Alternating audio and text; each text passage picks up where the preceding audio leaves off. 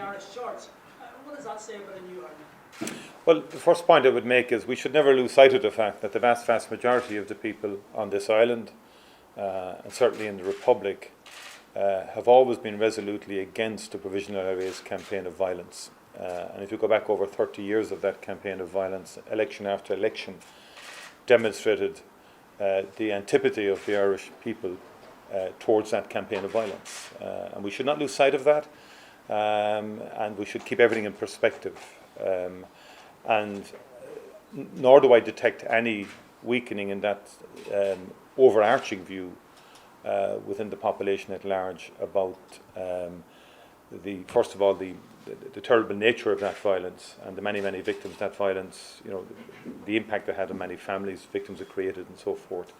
And that remains the strong view of the Irish people and the people on this island more generally.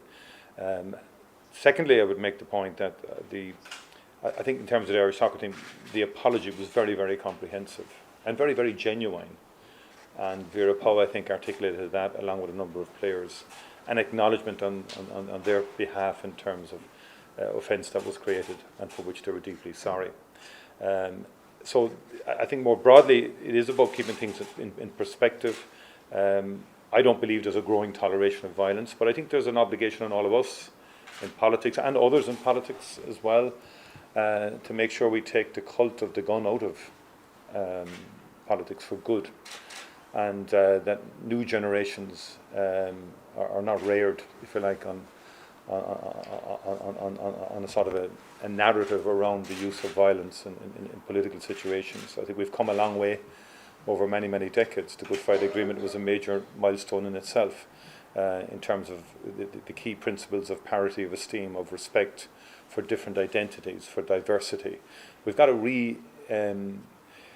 re-inculcate that among people more generally and keep consistently pursuing those issues. I think Patrick Keelty, during a Shared Island dialogue, put it very well, that sometimes if you want to achieve some of your objectives, you might be better not to sing those songs. You might have a better chance of achieving what you want to achieve. And I think that was a very noted contribution by Patrick Keelty at the time that we should reflect on. But that said, I think we need to keep it in perspective also and not draw general conclusions. I'm in no doubt that the vast majority of people abhor violence, don't see it as a means to achieving political ends, and that would be my view on that.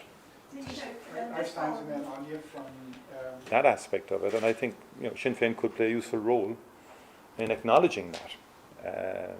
But there is a real problem if you don't acknowledge that you got it wrong. And I was always of the school of John Hume and Seamus Mallon in terms of the constitutional approach to resolving issues in Northern Ireland. But there is a certain culture that seeks to vindicate everything that happened in the past, or to hide away from the reality of the horror that happened. And I think there's an obligation to the generations of today to spell that out to the generations of today, how horrible it all was, how many people lost their lives needlessly.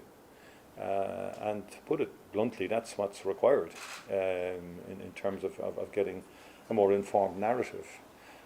We've looked back at events 100 years ago at the centenary of the state, and in some of the speeches I've made, I've said some of the things that happened were wrong and shouldn't have happened.